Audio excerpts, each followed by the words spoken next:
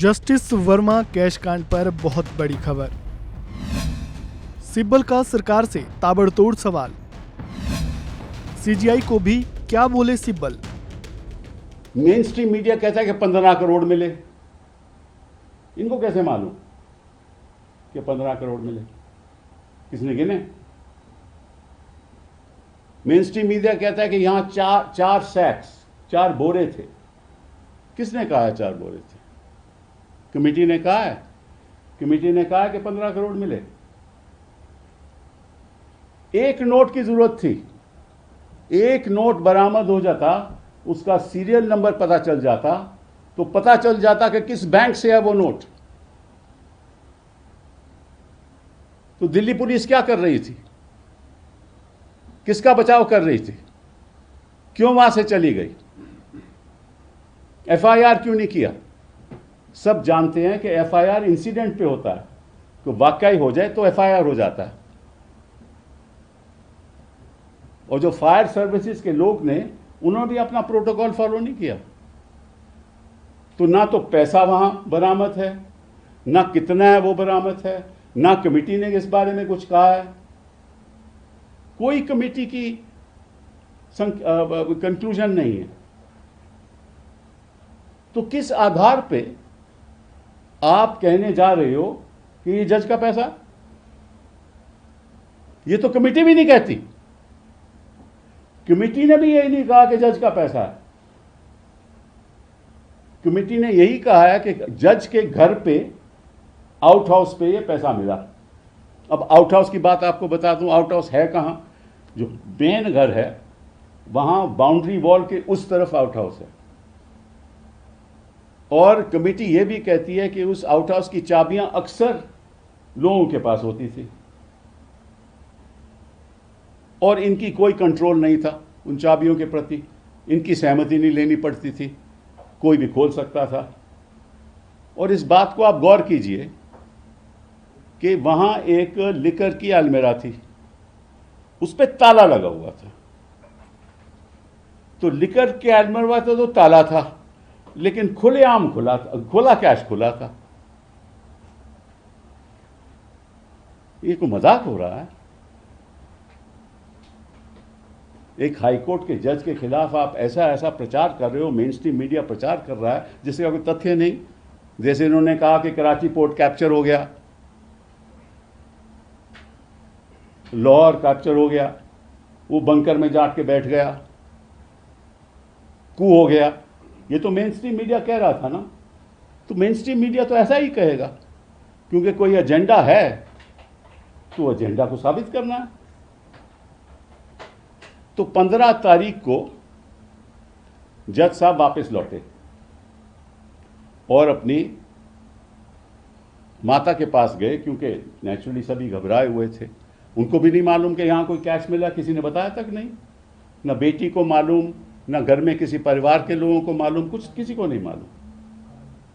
तो 15 तारीख को अगले, जब हाईकोर्ट के जज की जो पीएस आया, उनके साथ फिर वो गए वहां, तो वहां कोई कैश नहीं था।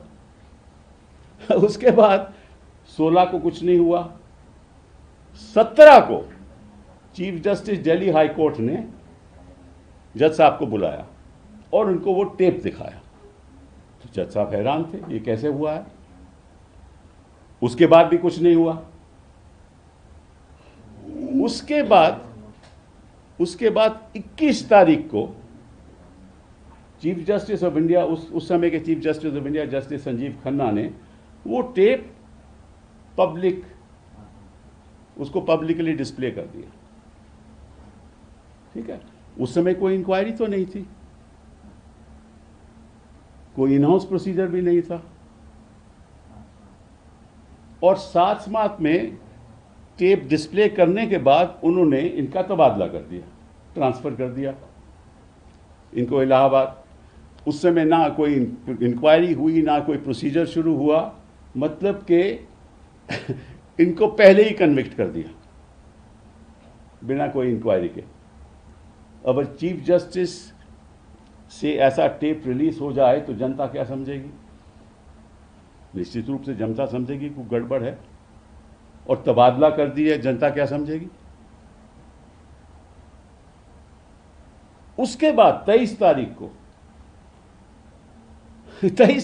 को एक मीडिया, 23 तारीख को मैंने सुना है संडे था, एक मेन स्ट्रीम मीडिया चैनल के रिपोर्टर जाते हैं सड़क पे 9 दिन के बाद और कहते हैं देखिए हमें ये नोट मिला है, अब हम चाहेंगे, उनसे आग्रह करेंगे जो नोट आपको मिला है ना, वो आपकी हिफाजत, आपने उसकी हिफाजत की होगी, ज़रूर अपने पास रखिएगा, और अगर वहाँ सीरियल नंबर मिल जाए तो आपको पता चल जाएगा कहाँ से आया, और अगर आपने नहीं किया तो फिर हम आपके खिलाफ कार्रवाई भी होगी।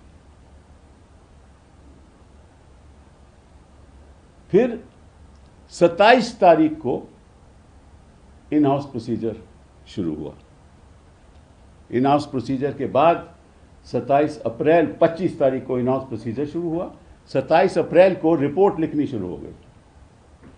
और ताज्जुब की बात यह है कि उस इन हाउस इंक्वायरी ने यह नहीं पता किया कि दिल्ली पुलिस वहां से क्यों चली गई, दिल्ली पुलिस ने क्यों एफआईआर नहीं किया,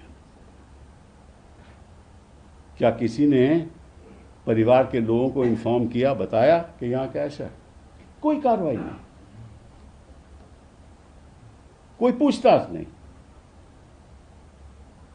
और मालूम इंक्वायरी रिपोर्ट क्या कहती है कि ये तो हमारा रिमिट ही नहीं था, ये तो हमारी जिम्मेदारी ही नहीं थी, हमारी तो जिम्मेदारी इतनी ही थी कि कैश वहां मिला है कि नहीं। तो किसकी जिम्मेदारी थी? इंक्वायरी काहे के लिए आप कर रहे थे? ये पता लगाने के लिए ना कि किसने पैसा वहां रखा है, यही है ना इंक्वायरी का मतलब। उसको तो आपने इंक्वायरी नहीं किया, ना फायर स्टेशन से पूछा। उस आउट हाउस में एक पंखा था और एक ट्यूबलाइट थी, और पंखे और ट्यूबलाइट के शॉर्ट सर्किट से इतना बड़ा धमाका नहीं हो सकता। किसी ने पता किया? किसी ने जांच की? 27 अप्रैल को रिपोर्ट लिखनी शुरू हो गई। इनको नोटिस गया जज साहब को, इन्होंने 30 को जवाब दिया। 30 को, 27 को पहले ही लिखनी शुरू हो गई रिपोर्ट। मेरा अनुमान यही है कि वो चाहते थे कि जल्द से जल्द रिपोर्ट हम पेश करें जस्टिस संजीव खन्ना के जाने से, रिटायरमेंट से पहले, क्योंकि वही मई में रिटायर हो रहे थे। तो 4 तारीख को रिपोर्ट इन्होंने दायर कर दी।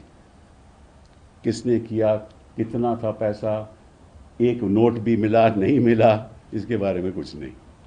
और कहते ये हैं कि हम नहीं कहते कि आपका पैसा है, लेकिन अगर किसी ने वहाँ पैसा रखा तो आपकी अनुमति से रखा होगा। ये है, this is the conclusion. Subscribe to One India and never miss an update. Download the One India app now.